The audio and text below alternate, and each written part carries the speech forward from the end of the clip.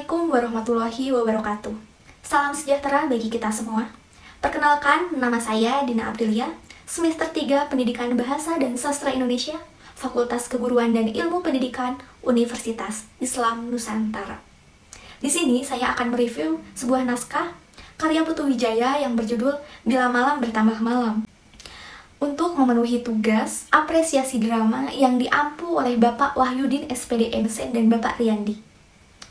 Sekilas biografi tentang pengarang naskah Bila Malam Bertambah Malam ini, yaitu seorang sastrawan yang dikenal serba bisa karena ia adalah seorang pelukis, penulis drama, cerpen, esai, novel, skenario film, dan sinetron. Ia adalah Putu Wijaya. Putu Wijaya ini lahir pada tanggal 11 April 1944 di Puri Anom, Tabanan, Bali. Nama lengkapnya adalah I Gusti Ngurah Putu Wijaya. Dari namanya saja dapat diketahui bahwa Putu Wijaya ini berasal dari keturunan bangsawan. Ayahnya yang bernama I Gusti Ngurah Raka. Putu Wijaya ini menerbitkan naskah drama Bila Malam Bertambah Malam pada tahun 1970. Ringkasan cerita dari naskah drama Bila Malam Bertambah Malam ini menceritakan seorang janda yang begitu membanggakan kebangsawanannya. Ia hidup di rumah peninggalan suaminya di Tabanan, Bali, yaitu Gusti Biang. Adalah janda almarhum I Gusti Rai, seorang bangsawan yang dulu sangat dihormati karena dianggap pahlawan kemerdekaan. Gusti Biang hanya tinggal bersama dengan Wayan, seorang lelaki tua yang merupakan kawan seperjuangan dari I Gusti Ngurah Rai, dan Nyomaniti, seorang gadis desa yang selama kurang lebih 18 tahun tinggal di Puri itu. Sementara putra sematawayangnya, Ratu Ngurah, telah 5 tahun meninggalkannya karena ia sedang menuntut ilmu di Pulau Jawa. Sikap Gusti Biang yang masih mempertahankan tatanan lama yang menjerat manusia berdasarkan kasta membuat ia sombong dan memandang rendah terhadap orang lain. Nyomaniti yang selalu setia melayani Gusti Biang harus rela menelan pil pahit akibat sikap Gusti Biang yang menginjak-injak harga dirinya. Telah lama, Nyomaniti ingin meninggalkan puri itu karena ia sudah tidak sanggup menahan radang kemarahan Gusti Biang. Namun, Nyoman selalu urung, manakala Wayan selalu baik dan menghiburnya, membujuknya untuk bersabar dan tetap setia menjaga Gusti Biang demi cintanya pada Ratu Ngurah. Tetapi, kesabaran Nyomaniti ini tidak tertahankan. Nyomaniti juga tak kuasa lagi menahan emosi yang bertahun-tahun ia pendam. Manakala Gusti Biang benar-benar menindasnya, Gusti Biang menuduh bahwa Nyoman akan meracuninya dengan obat-obatan yang Nyoman berikan. Bahkan, Gusti Biang tidak segan-segan memukul Nyoman dengan tokat gadingnya. Akhirnya, Nyomaniti pun bergegas meninggalkan puri itu. Di sini, Wayan pun tak mampu menahan kepergiannya. Tapi alangkah terkejutnya ketika Nyoman ingin pergi meninggalkan puri itu, Gusti Biang membacakan biaya-biaya yang dikeluarkannya untuk membiayai Nyoman selama kurang lebih 18 tahun ini. Di sini Nyoman sangat kaget. Nyoman tidak menyangka bahwa Gusti Biang setega itu. Akhirnya Nyoman pergi dengan berurai air mata dalam suasana malam yang sunyi dan sepi.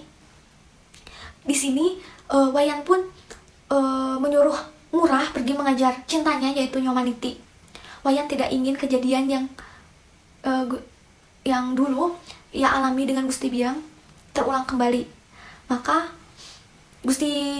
Wayan di sini menasehati Gusti Biang agar merestui hubungan putranya dengan Nyoman.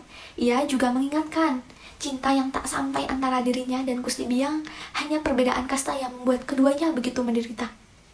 Akhirnya, di sini Gusti Biang berlapang dada dan merestui hubungan antara Ratu Ngurah dan Nyoman. Tema yang diangkat oleh Putu Wijaya dalam drama ini yaitu persoalan status sosial.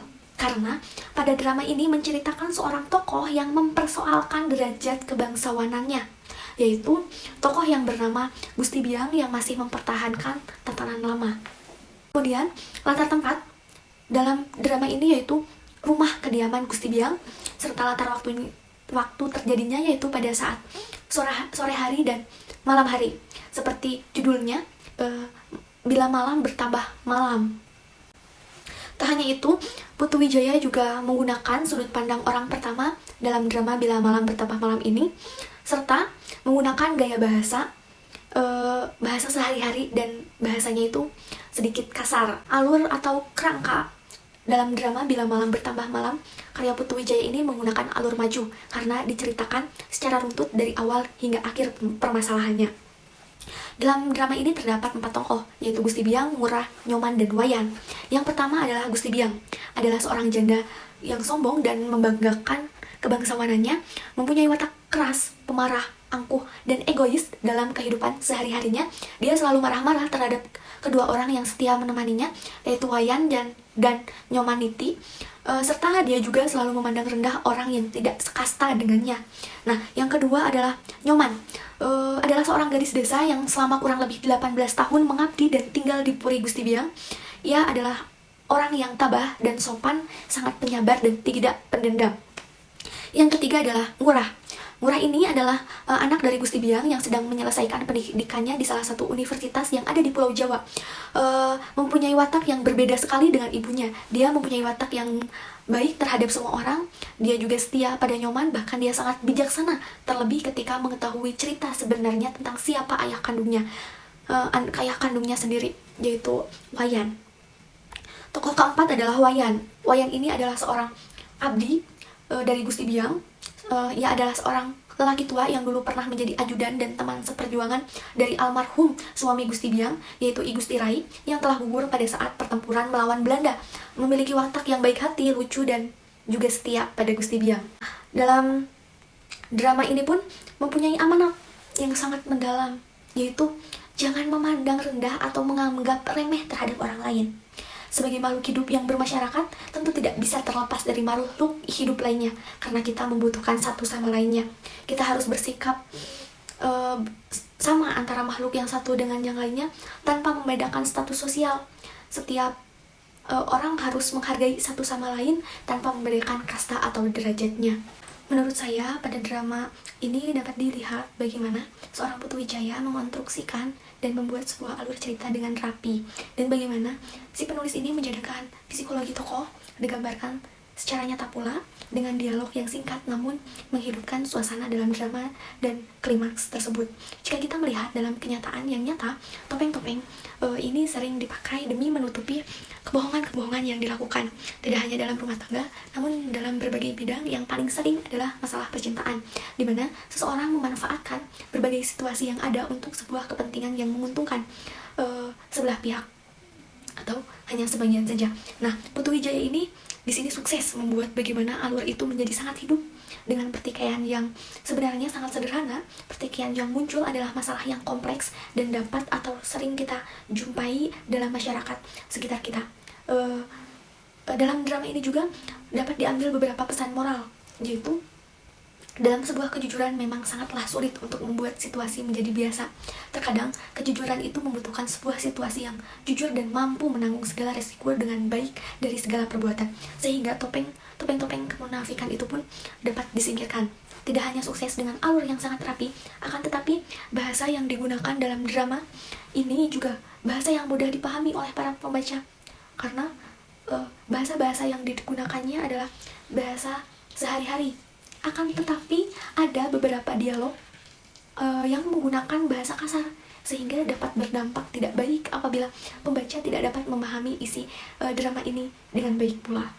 Kesimpulannya, pada naskah drama Bila Malam Bertambah Malam karya Putu Wijaya ini, tokoh antagonisnya adalah sebagai pusat jalannya sebuah cerita yang mana Gusti Biang, sang tokoh utama, selalu muncul dalam setiap peristiwa dan pembicaraan.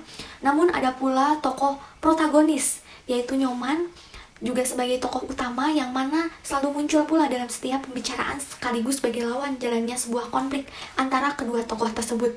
Gusti Biang yang selalu membanggakan kebangsawanannya dan kesombongannya mampu mempertahankan kesabaran Nyoman selama beberapa tahun, hingga akhirnya Nyoman tak kuasa dan pergi akibat kesombongan dan injakan-injakan serta caci maki dari sang majikan.